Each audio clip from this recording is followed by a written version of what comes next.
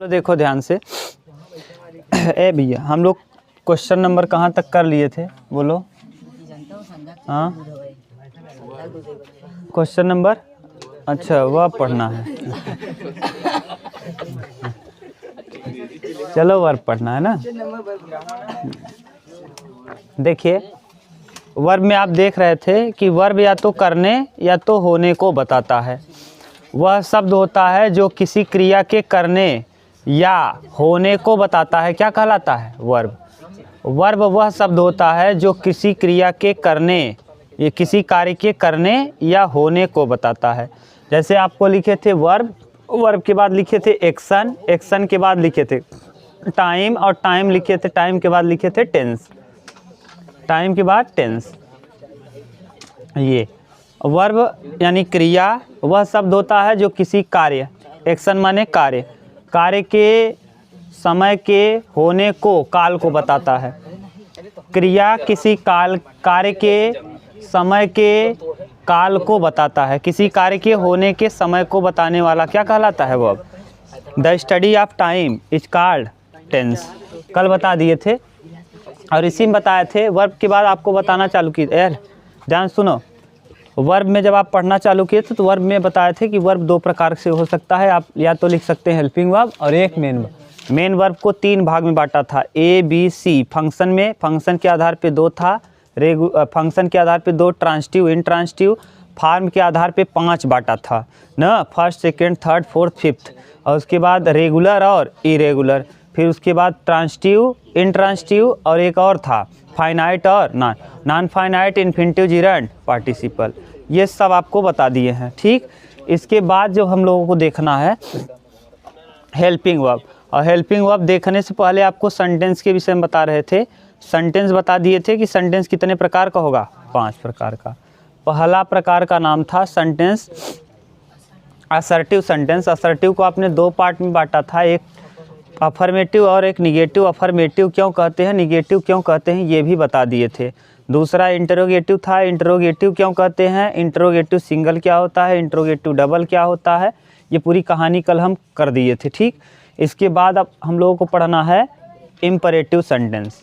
Imperative sentence, ठीक। और ये भी बता दिए थे कि सेंटेंस शब्द नाउन है, नाउन की विशेषता क्या है, कैसे, ठीक। अब देखो अगला सेंटेंस का नाम है इम्परेटिव। Imperative sentence. इम्परेटिव का मतलब क्या होता है? आदेशात्मक वाक्य। आदेशात्मक वाक्य ना, इम्परेटिव सेंटेंस यानी आदेशात्मक वाक्य। ऐसे इस वाक्य से हमको आदेश का पता चलेगा। अब आदेश या तो आपको मना किया जा सकता है, या तो आपको ना, चाहे जो जिस प्रकार का आदेश हो जाए।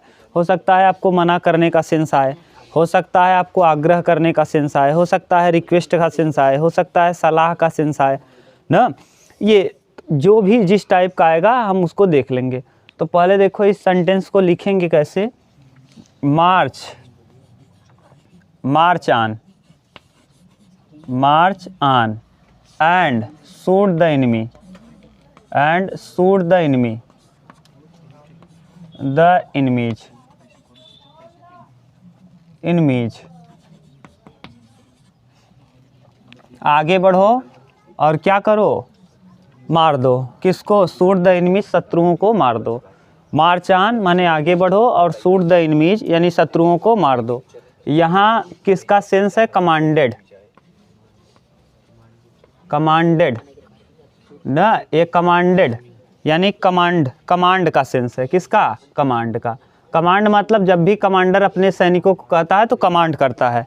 कमांडर सेड टू हिज ना सोल्जर्स, हाँ, मार्च ऑन एंड शूट देम माने आगे बढ़ो और क्या करो, शूट कर दो शत्रुओं को। ये कमांडेड आ जाएगा। जैसे ना द डॉक्टर सेड टू माने डॉक्टर ने रोगी से कहा कि आप क्या करिए, है लड़के, take a medicine twice a day. Take a medicine, take a medicine twice a day, twice a day, माने एक दिन में क्या करना है, 2 बार दवा को लेना है, माने दिन भर में 2 बार आपको ये दवा खाना है। इसमें क्या है, एडवाइस है, डॉक्टर आपको क्या देगा, सलाह देगा, एडवाइस ना, एडवाइस। अगला मान लो टेक यहाँ गलत लिखे हैं, ठीक से कर लो, take a medicine twice a day, एक दिन में आपको दवा कितनी बार लेना है, 2 बार लेना है, ठीक। ये सेंस है इसका।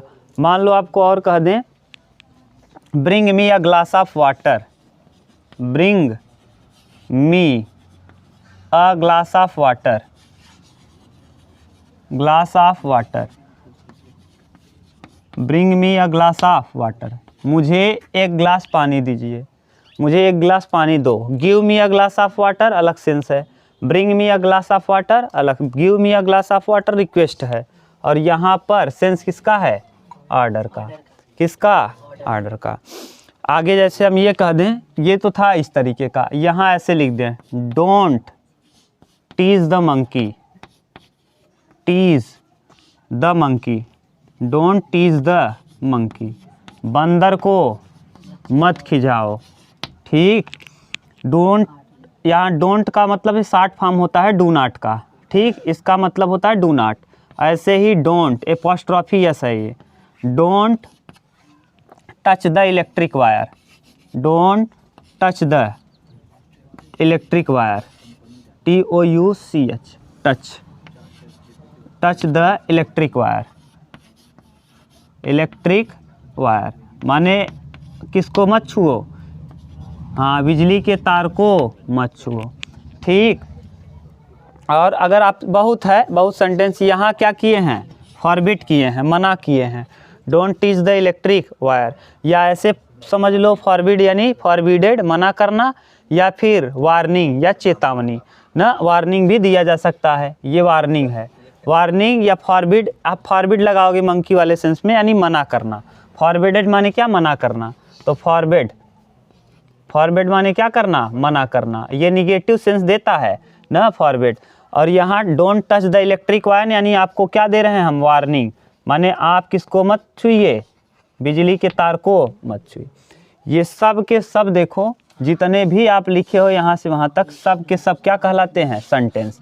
पूरा इसका कुछ न कुछ अर्थ है, और जिसका कुछ न कुछ अर्थ होता है वो क्या कहलाता है, हाँ, पूरा अर्थ होना चाहिए और शब्दों का समूह होना चाहिए, और ये सब के सब क्या कहलाएंगे, सेंटेंस यानी वाक्य।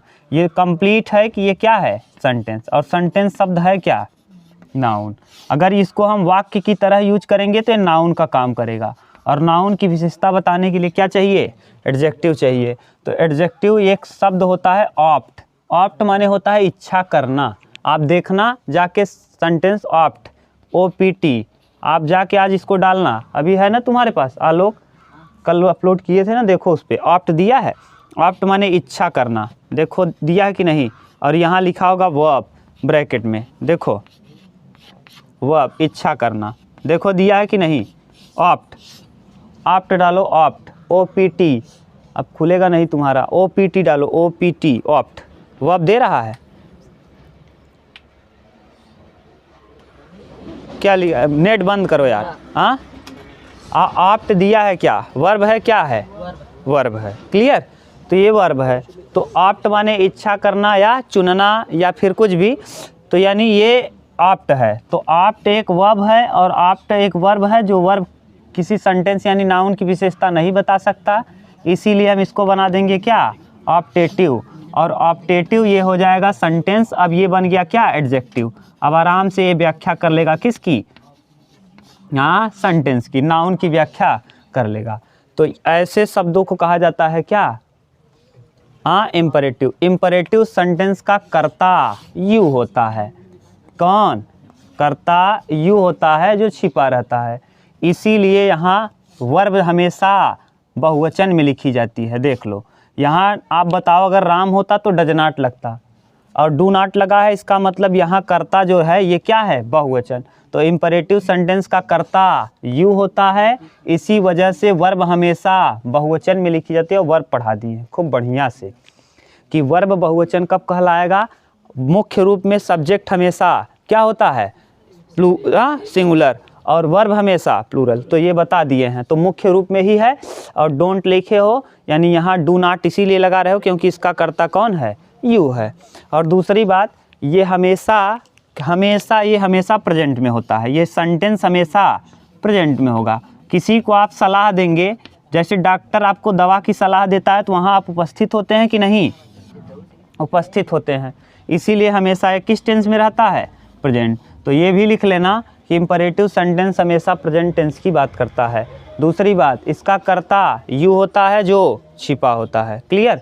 तीसरी बात यहाँ की ये भी जान लो आप कि इम्परेटिव सेंटेंस जो होगा, इम्परेटिव सेंटेंस में हमेशा इम्परेटिव मूड होता है। इम्परेटिव मूड मतलब जिसको आप बोलोगे ना वो आपके सामने मौजूद होगा, और इसी सेंस को कहा जाता है इम्परेटिव मूड ना। आप उसका नाम नहीं लेंगे, जैसे रिंग द बेल, घंटी को बजा दो, तो घंटी को बजा दो यानी बोलोगे आप, तो सामने आपके मौजूद होगा कोई। जैसे आप डॉक्टर ने ही सलाह दिया take a medicine twice a day, आप सामने होंगे कि नहीं, सामने मौजूद होंगे। और अगर ध्यान, और यहाँ दूसरी बात कि इस सेंटेंस को आपको अटेंशन रखना पड़ेगा।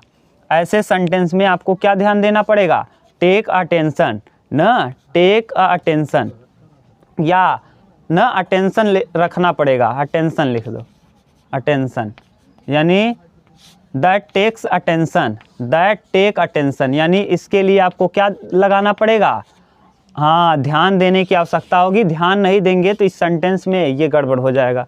जैसे आपको प्रिंसिपल बुलाया और कहे रिंग द बेल, घंटी को बजा दो, आप ध्यान नहीं दोगे तो रिटायर भी कर सकता है, समझ गए, हाँ कुछ भी कर सकता है वो, अपना जिस हिसाब से वेतन रोक देगा। यहाँ अब आप मार्च on and shoot the enemy, अब कौन बोला, कप्तान बोल रहा है कि आप क्या करो, कमांडर बोल रहा है कि आप क्या करिए, जल्दी से आगे बढ़ो और तुरंत शूट करो, नहीं शूट करोगे तो हम लोगों के ऊपर हावी हो जाएंगे। ठीक, ये इस पे ध्यान देना आपको ज़रूर पड़ेगा। तो इसीलिए इसको कहते हैं, ये किस मूड में बोला जाएगा, इम्परेटिव मूड में, यानी सब्जेक्ट को बोलने की आवश्यकता नहीं पड़ती, इसीलिए इस सेंटेंस को कहा जाता है इम्परेटिव सेंटेंस ना, इम्परेटिव मूड में बोला जाता है। यहाँ गलत लिख दिए हैं क्या आप, इम्परेटिव मूड में ना, ये इसीलिए इम्परेटिव मूड में, इसीलिए इसको कहते हैं इम्परेटिव सेंटेंस, इम्परेटिव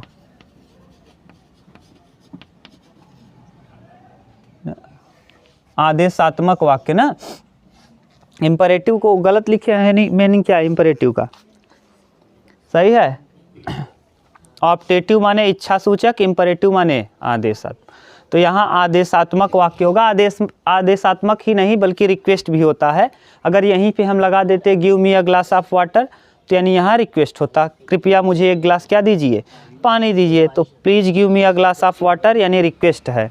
ठीक, तो ये है, हाँ इम्परेटिव दिया होगा जगह। आप कुछ भी देखोगे जो हम यहाँ लिखेंगे गलत नहीं लिखेंगे।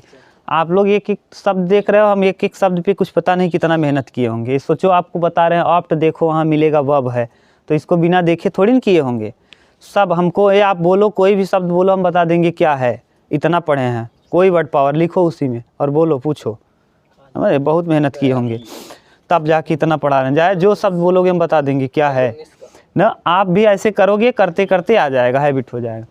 मार्च ऑन एंड, अब ये भी बता दे रहे हैं, अगर देखना है चाहते हो ना तो इसको देखो, सेंटेंस डालो, सेंटेंस को 2 देगा। अगर सेंटेंस को वाक्य न कह करके, अगर इसको वाक्य पढ़ोगे तो ये नाउन देगा, अगर इसको वाक्य न पढ़ के सजा पढ़ोगे तो देखो क्या देगा, वर्ब देगा। देख लो, सेंटेंस डालो और उसको देखो, अगर सजा, सेंटेंस नाउन भी होता है वर्ब भी होता है, और जब सेंटेंस का अर्थ आप लोगे क्या, सजा, तो हो जाएगा वर्ब, और जब लोगे वाक्य तो हो जाएगा नाउन। देखो आ जाएगा, हाँ दोनों दिया होगा, हाँ जान लो, ऊपर देखो दिया होगा क्या, सजा, और तब लिखा होगा वर्ब, और जब दिया होगा क्या, वाक्य, तो दिया होगा नाउन। समझ गए, हाँ देखो भैया, वो देखोगे तब समझ में आएगा, धीरे धीरे करके आपको भी आना चालू होगा। हाँ सजा देना, तो सजा देना, बता देना, तो ये हो जाएगा क्या, वर्ब, और जब इसको आप पढ़ोगे सेंटेंस, सेंटेंस मतलब वाक्य, तो ये हो जाएगा क्या, नाउन। हाँ समझ लो, हाँ देना, सजा देना हो जाएगा, तब क्या हो जाएगा, वो वर्ब हो जाएगा। केवल सजा मतलब ये हो जाएगा नाउन। उतारो,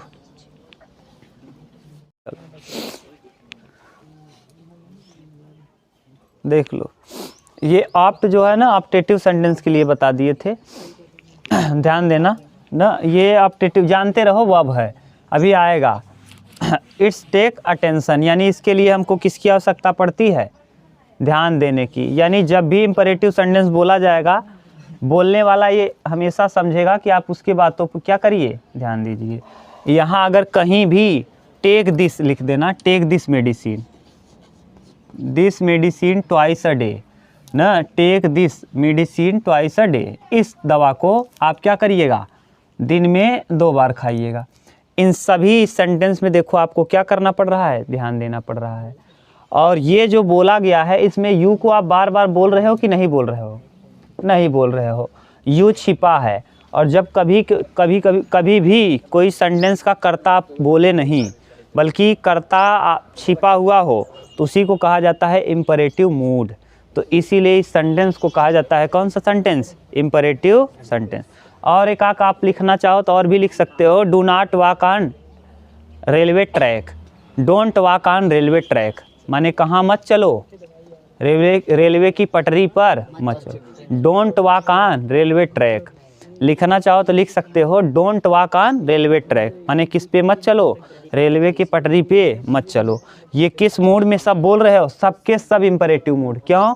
क्योंकि इसका कर्ता आप लगा के नहीं बोल रहे हो। कहीं भी आप कर्ता लगाए हो यू? नहीं। तो इतना जानते रहो कि इम्परेटिव सेंटेंस का कर्ता यू होता है, हाँ, जो छिपा हुआ रहता है, उसको बोलने की आवश्यकता नहीं होती, क्योंकि जो व्यक्ति हमारे, जिसको हम सलाह देते हैं, जिससे हम रिक्वेस्ट करते हैं, जिसको हम कमांड करते हैं, जिसको हम ऑर्डर देते हैं या जिसको हम वार्निंग देते हैं, वो हमारे सामने मौजूद होता है। दूसरी बात, यहाँ वर्ब जो है, इम्परेटिव सेंटेंस की शुरुआत हमेशा वर्ब से होती है। किससे? वर्ब। देखो, march, take, bring, do not helping verb है, ये भी वर्ब है। तो इम्परेटिव सेंटेंस की शुरुआत किससे होती है? वर्ब से। ये था इम्परेटिव सेंटेंस। और अगला सेंटेंस, 3 हो गया सेंटेंस ना, अगला सेंटेंस लिखो ऑप्टेटिव सेंटेंस। ऑप्टेटिव सेंटेंस, हाँ, इच्छा सूचक वाक्य। अभी एक और लिख लेना, उसको लिखना हो तो लिख लेना। क्या लिख लेना? कौन सा sentence? Don't walk on railway track, do not walk on railway track, माने कहाँ मत चलो, रेलवे की पटरी पर मत चलो, नहीं तो ट्रेन आ जाएगी तो फिर ख़त्म कहानी कर देगी। तो ये मतलब है, माने कहाँ मत चलिए भैया, रेलवे की पटरी पे मत चलिए। तो ये वार्निंग है, चेतावनी है ना, तो यहाँ वार्निंग बोल रहे हैं। अगला सेंटेंस का नाम है ऑप्टेटिव सेंटेंस। ऑप्टेटिव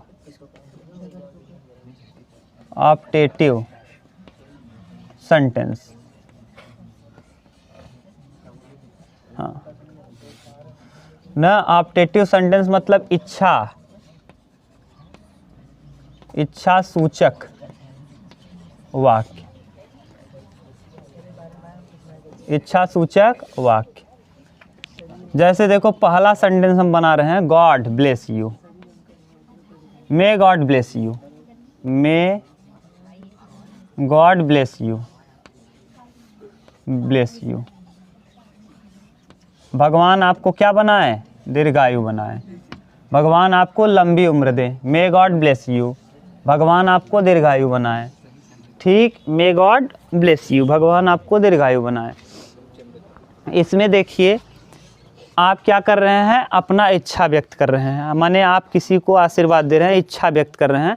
तो मे गॉड ये ब्लेस यू, यानी आपकी इच्छा है कि वो क्या हो, भगवान उसको लंबी उम्र दे। दो चीज़ें समझ लो यहाँ, ये गॉड जो है, ये गॉड 2 होता है, एक गॉड ये है और एक गॉड ये है। दोनों का मतलब भगवान है, ये भगवान है, ये देवता है। अगर इस तरीके से लगा दोगे तो देवता हो जाएगा, और ये भगवान।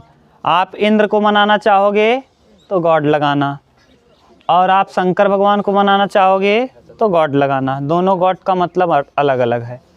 इसका मतलब है देवता और इसका मतलब है भगवान। भगवान को जब, देवता को जब कष्ट होता है तो कहाँ जाते हैं? तो इससे अच्छा हम लोग कहाँ चलेंगे? देवता के पास, भगवान के पास? डायरेक्ट भगवान के पास जाओ। जब ये अभी इन्हीं के पास जाएगा तो क्या मतलब है हम लोगों को इनके पास जाने की? हम लोग डायरेक्ट चले वहाँ? हाँ हाँ, डायरेक्ट खाना जाकर हमारे दूल्हा पड़ा। अरे तो अलग की चीज़ है ना, लेकिन आप क्या करते हो, भगवान को डायरेक्ट मनाते हो। तो ये अगर इंद्र के पास जाना चाहते हो तुम, तो इंद्र के पास जाना, मनाना गॉड गॉड। और अगर हाँ, तो दोनों गॉड का मतलब समझ गए, एक गॉड मतलब भगवान और एक गॉड मतलब देवता। दूसरा, मे गॉड ब्लेस यू, भगवान करें आप क्या हो, दीर्घायु हों। Live long our democracy, live long our democracy, democracy, हाँ आवर डेमोक्रेसी, हमारी जो क्या है गणतंत्र न लोकतंत्र क्या हो, लंबे समय तक जीवित रहे। यानी हम लोगों का संविधान क्या हो, बहुत टाइम तक, जब तक हम रहें तब तक, क्योंकि संविधान की वजह से ही हम लोग क्या हो रहे हैं, आराम से समानता का व्यवहार हो रहा है। ठीक, ये समानता का व्यवहार हम लोगों को, अगर संविधान नहीं होता तो जो गरीब हैं बेचारे और दबे कुचले रहते ना। तो ये है लिव लॉन्ग आवर डेमोक्रेसी ना। मैं अब ऐसे लिख लो, may success kiss your feet, may success kiss your feet, your feet, यानी इसका सेंस क्या है, बात क्या करते हो भाई। मे सक्सेस किस योर फीट ना, भगवान करे आपकी सफलता आपके कदमों को चूमे ना। मे सक्सेस किस योर फीट, भगवान करे सफलता आपके कदमों को चूमे। हाँ मे गॉड रियून, मे ही बी रियून, भगवान करे वह क्या हो जाए, बर्बाद हो जाए।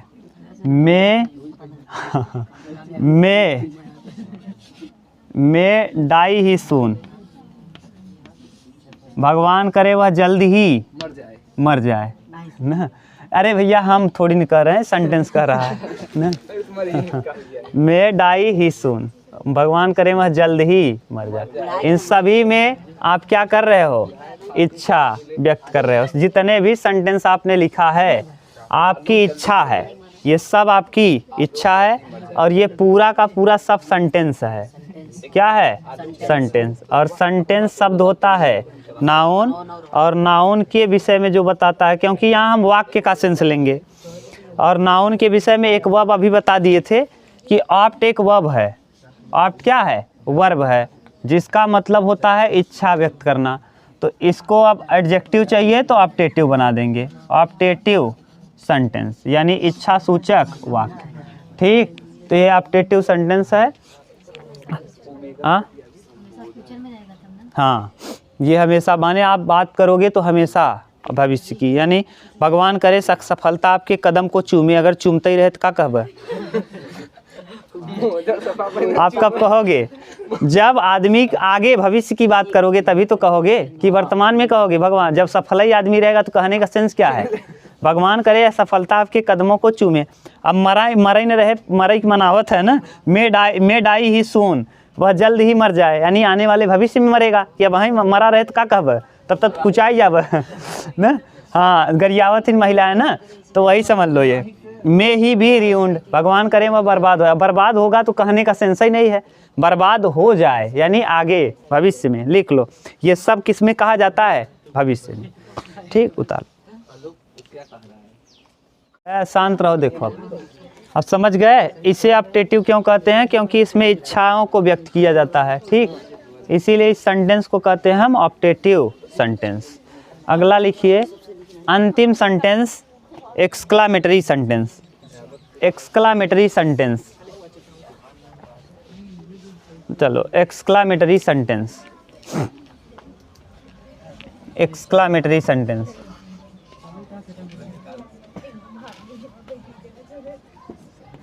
मेटरी सेंटेंस,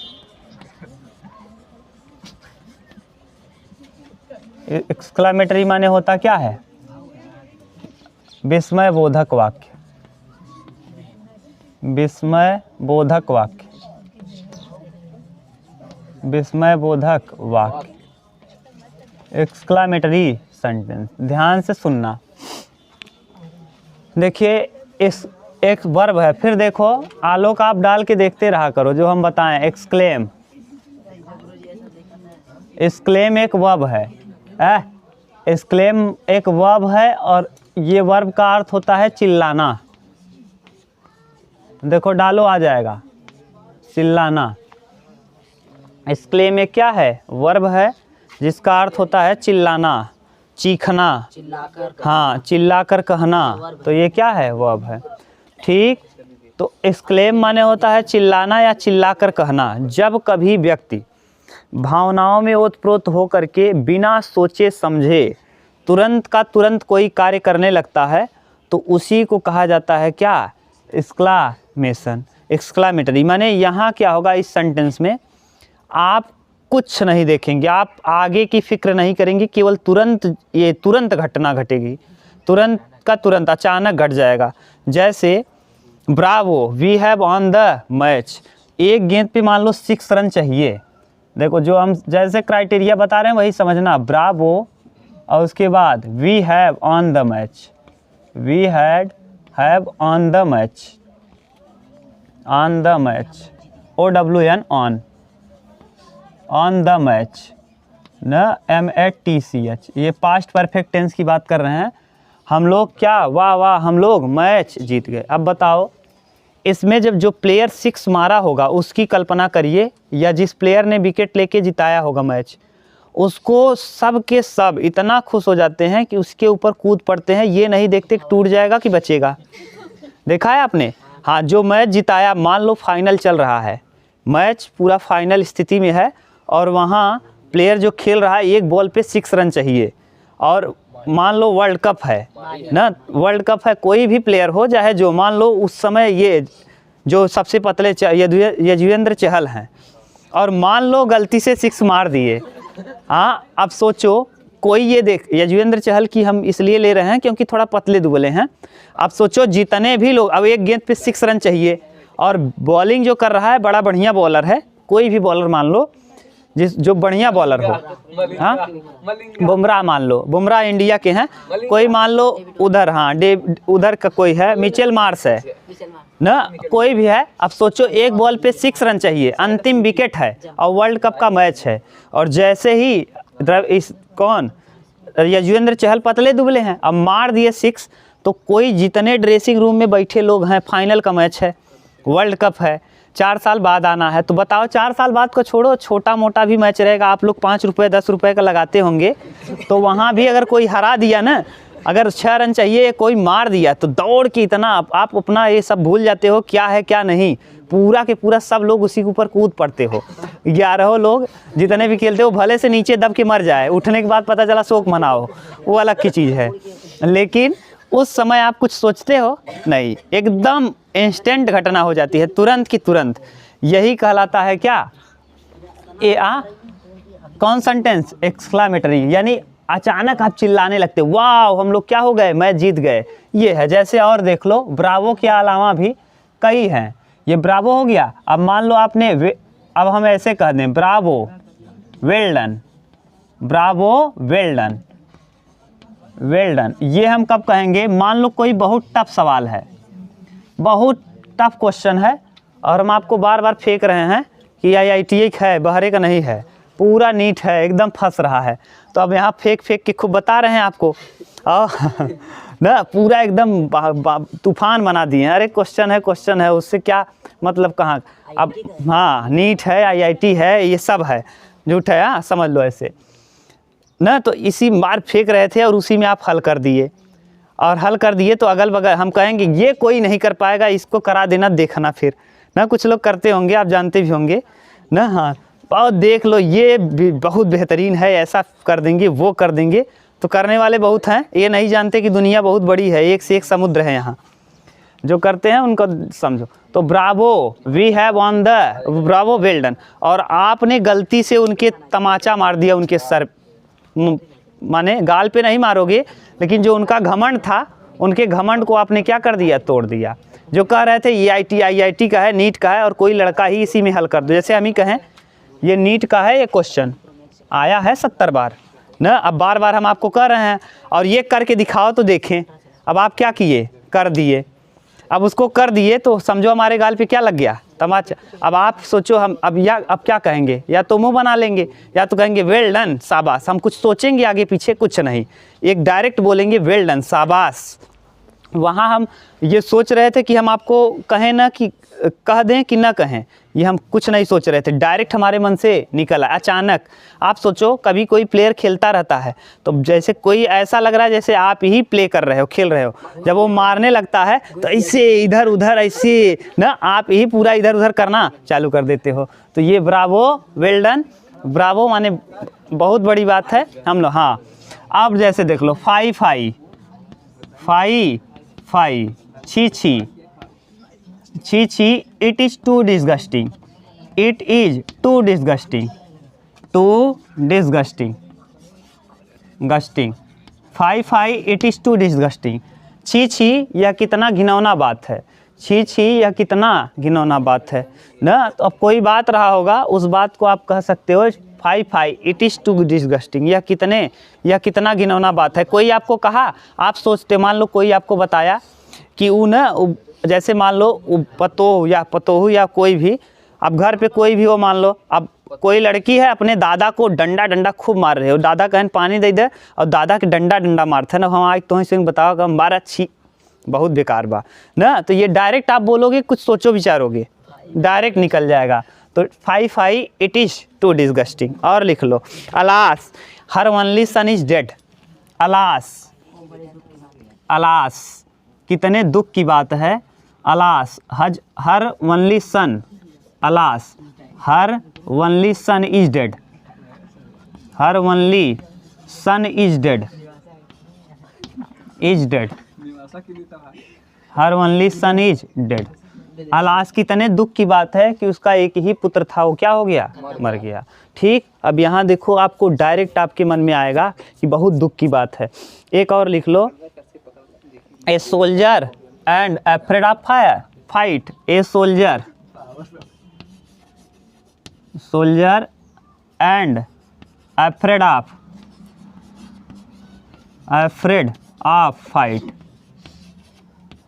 FIGHT, एक क्या, एक सिपाही और युद्ध से डर, एक सिपाही हो और युद्ध से डरते हो। सिपाही लोग कहते भी हैं कि हम लोग आज में ही खुश रहते हैं, हमारा कल क्या होगा हम नहीं जानते, हमारे कल में कफन होगा कि हमारे कल हम दिन को देखेंगे हमको नहीं पता ना। ये सिपाहियों का माने जो फौजी होते हैं उनका एकदम टैग है, वे आज में जीते हैं, कल वे कहते हैं कल कुछ पता नहीं, कल हमारे सर पे कफन होगा कि कल हम जीवित रहेंगे। वे हमेशा किस में जीते हैं, वर्तमान। और सिपाही कभी भी युद्ध से डरते नहीं, यही कह रहे हैं कि ए soldier and afraid of fight, एक सिपाही और माने किससे डर, हाँ नहीं, फाइट माने युद्ध से डर, एक सिपाही और युद्ध से डरते हो। सिपाही के लिए युद्ध से डरने वाली बात नहीं, सिपाही युद्ध को ही अपना क्या समझता है, धर्म समझता है, समझ गए। ये है, ये हो गया किसके लिए,